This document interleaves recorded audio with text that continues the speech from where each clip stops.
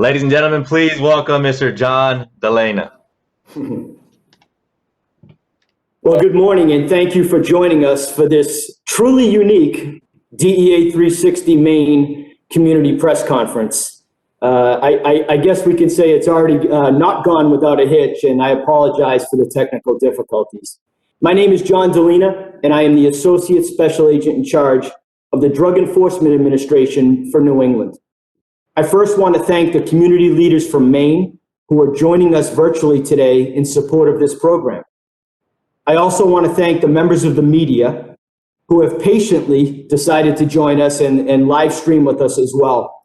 It is very important that you help us deliver this critical message throughout all of our communities. Today marks the official first day of DEA 360 Maine. DEA 360 has been developed to address the fentanyl, heroin, and prescription drug epidemic that many parts of Maine and the rest of our great country face every day. Combating fentanyl and heroin distribution and providing the appropriate education, prevention, and treatment is a top priority for all of us. We all have the same goal, and that is to save lives.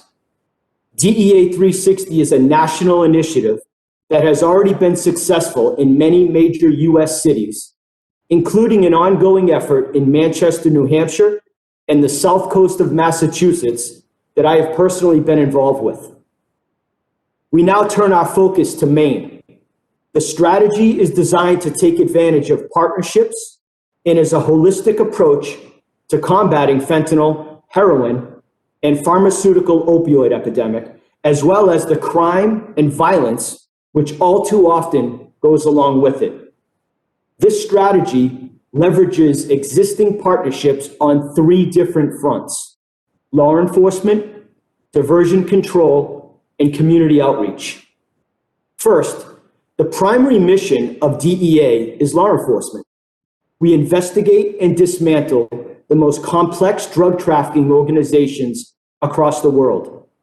DEA enforcement activities, which are conducted alongside our outstanding local and state law enforcement partners, are directed at violent drug trafficking organizations and gangs that are contributing to the drug epidemic throughout all parts of Maine.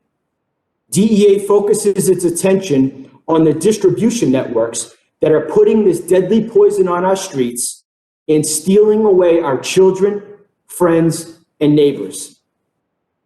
Investigative and regulatory activities focus on the diversion of opioid pain pills by medical practitioners, pharmacies, and hospitals to the illicit market.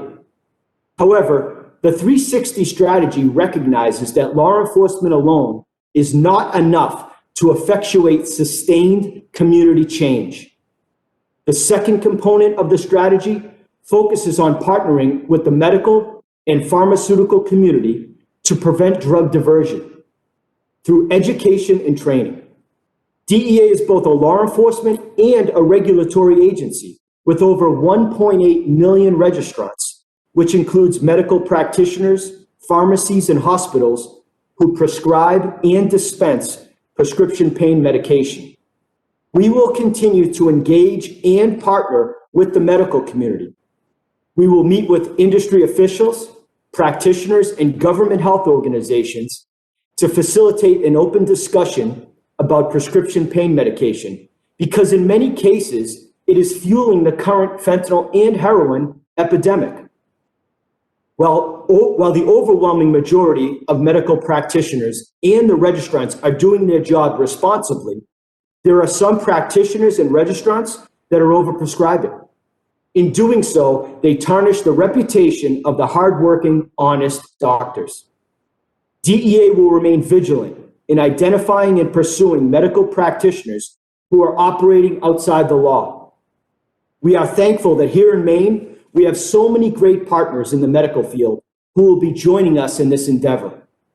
The third component of the strategy seeks to enable communities to achieve long-term solutions to their drug problems by expanding and leveraging our partnerships with public health officials, community service organizations, treatment and prevention organizations, educators, parents, and youth groups.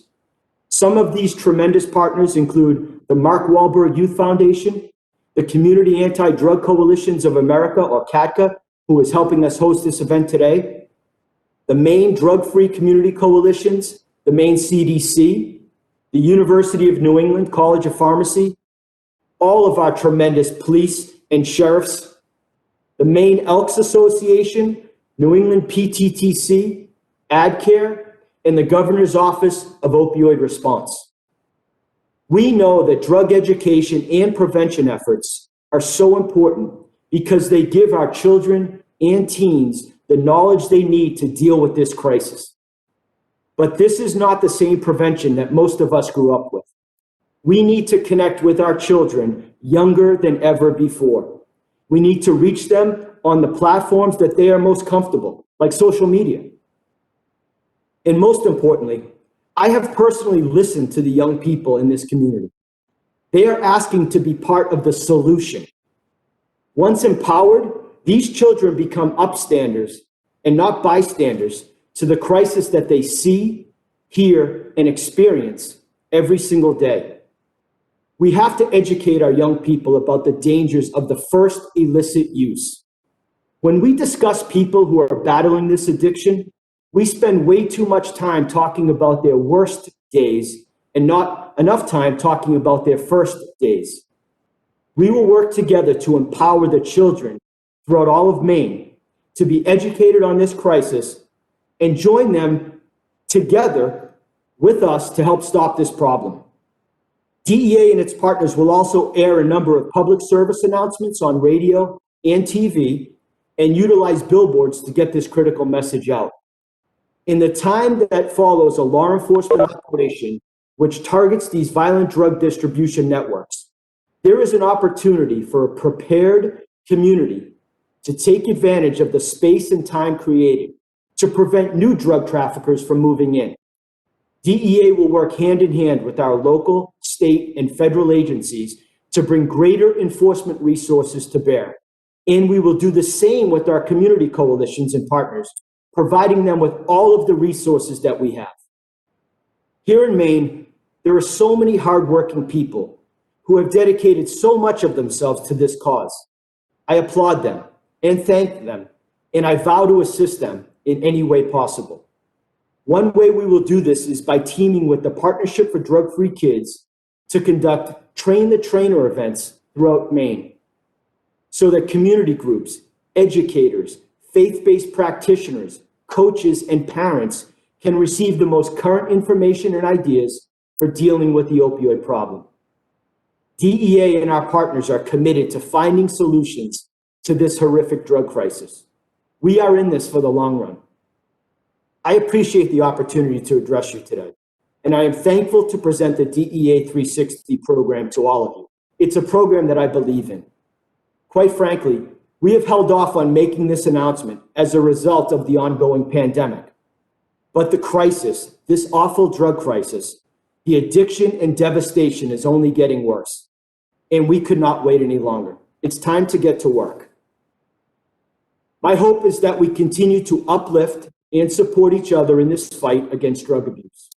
I have seen the devastating effects of this drug crisis, but I believe in this community and the power that we bring to creating healthy, safe, and drug-free neighborhoods. May the lives of those who have tragically passed and those who have been affected by this epidemic inspire us to join together to make this effort a success. Now, there are several members of the DEA team joining me today, and if there are any questions, we'd be happy to take them. I turn it back to you, Hector. Thank you. Wonderful. Thank you so much, John, and thank you for that opening statement. Everyone, we are now open for questions, so if you'd like, please submit them in the chat box, or if you'd like, please raise your hand, and I'd be happy to unmute your mic. And it looks like wonderful, Terry. Thank you. Terry does have a question.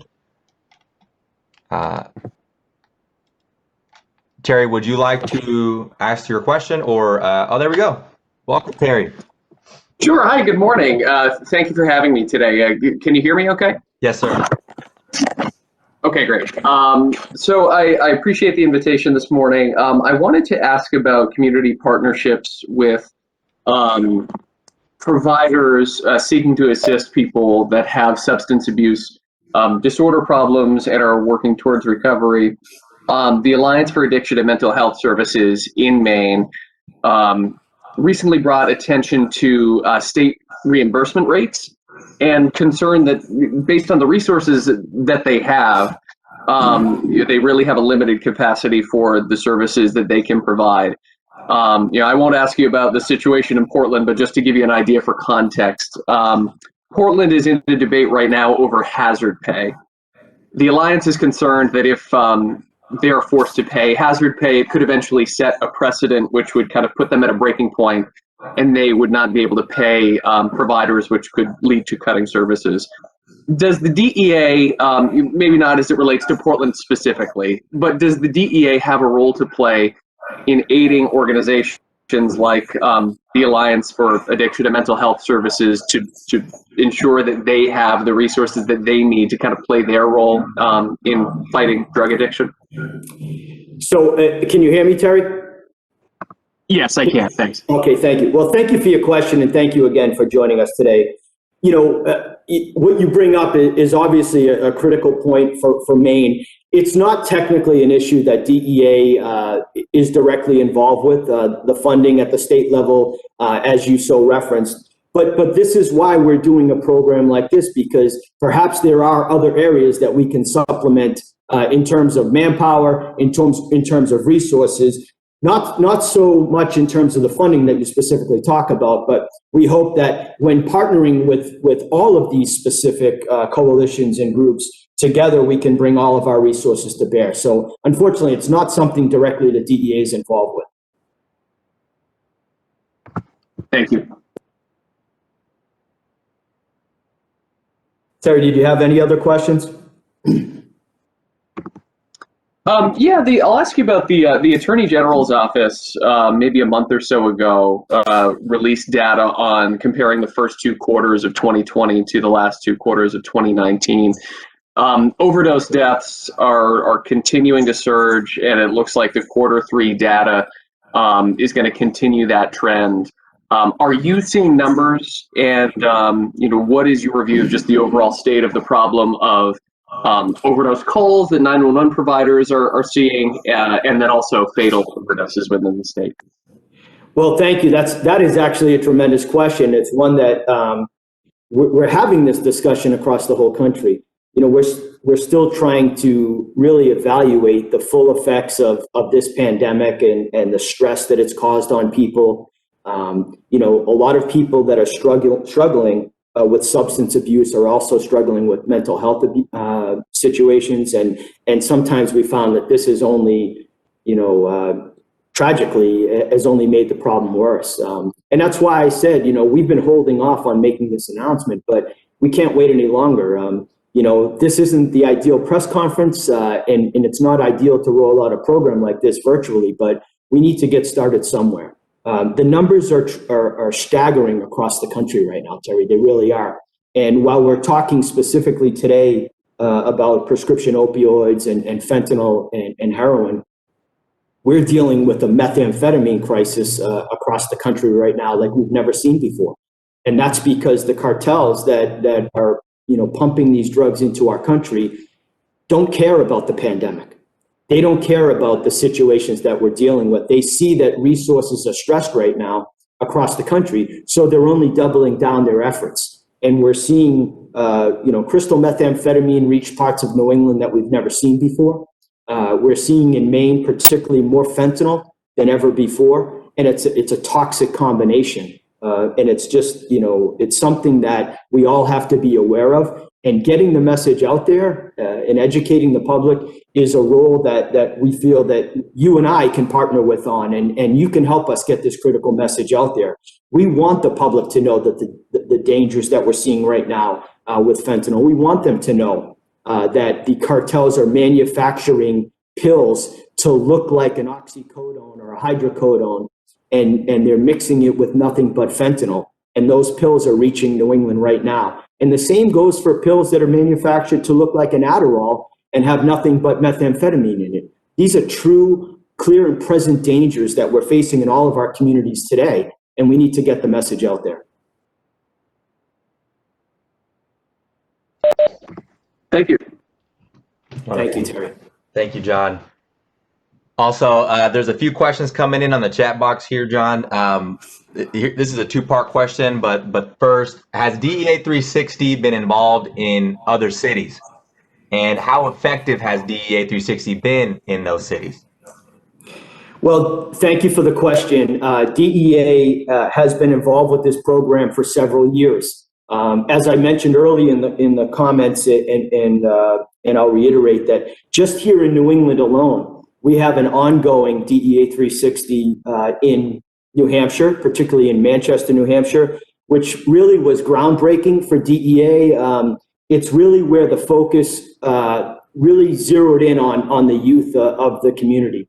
We really try to connect with the youth, and this is a roll your sleeves up, get involved type of a program. While many people know DEA for just our enforcement, we feel that sometimes, and I've heard this from coalitions that I've personally worked with, sometimes just having DEA at the table helps get more people involved. Just an invitation going out, like I mentioned, we're going to be partnering up with the Partnership for Drug-Free Kids, and we're going to do a Train the Trainer event throughout Maine. The fact that sometimes we're putting that invitation out there gets more people interested in to see what's going on and perhaps to participate. So it's been a very successful program. It's one that we will continue on. There's going to be some deliverables throughout, including that Train the Trainer event. But this is something that we're going to be committed to for the long haul.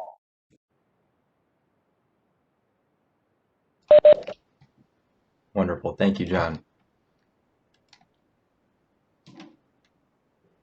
And another question here, John, based on what you said, are there any other programs or ideas that you have or your team has in regards to continually outreaching to the community and putting out other programs like the one that we're talking about today?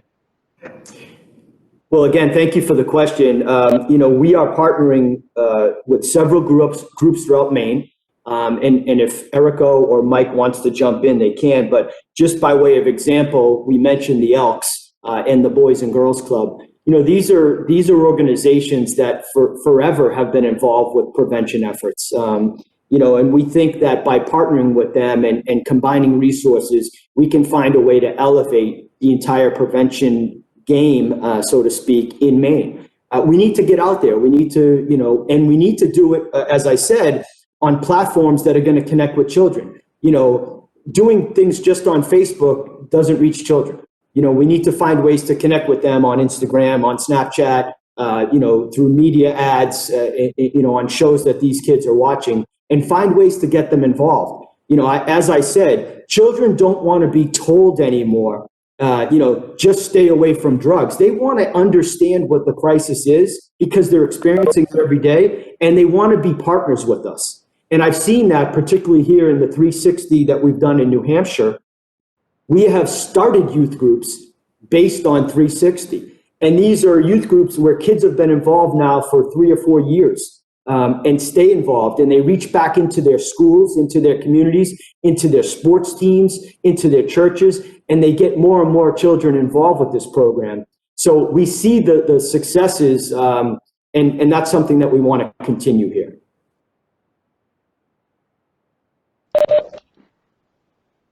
Wonderful. Thank you so much, John.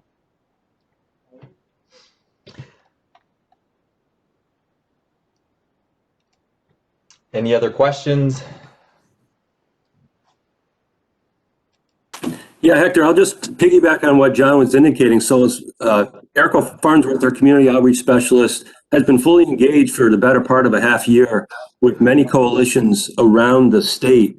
And we've developed a page called wakeupmaine.gov or .com that will provide a lot of the community coalitions identities. And thus far in the greater Portland area, we were engaged with Be the Influence in Wyndham, Casco Bay Can, and we've expanded this scope through other regions, including the Healthy Sebasticook Valley Coalition, the Partnership for Prevention in Westbrook, River Valley Health Communities Coalition, SOPO Unite in South Portland, Southern Kennebec, Southern Massachusetts Work Group, and Somerset Public Health.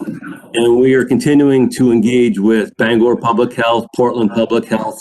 We're expanding the efforts because the biggest challenge has been the pandemic, but we cannot stop. So we're really moving into the virtual environments and going to be providing these training platforms. And the coalitions are fully embracing this because they've been looking for tools to bring into their communities, and DEA is providing this opportunity that they're truly embracing. So we really anticipate some fun, collaborative, successful partnerships moving forward. That's wonderful, Michael. Thank you so much. Team, any other questions or comments or additions that folks would like to add?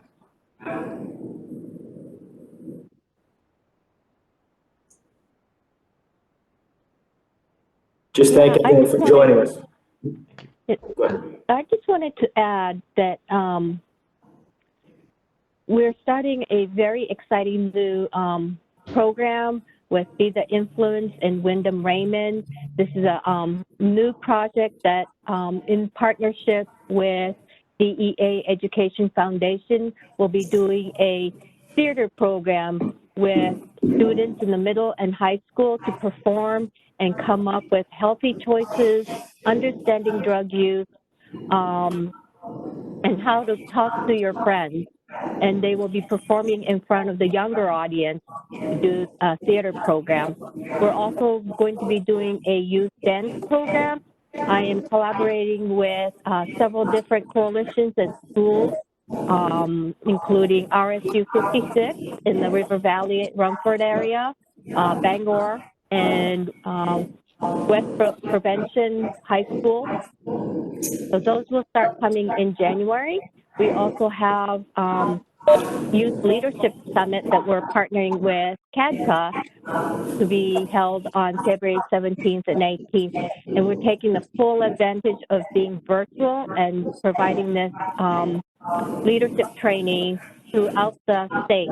And we hope that we get a large amount of high school students logging in for this.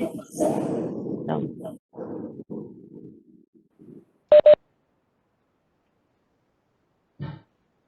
Wonderful. Thank you, Erica. I guess, Hector, you can wrap it up. I appreciate everyone for joining us. Absolutely. Thank you, John.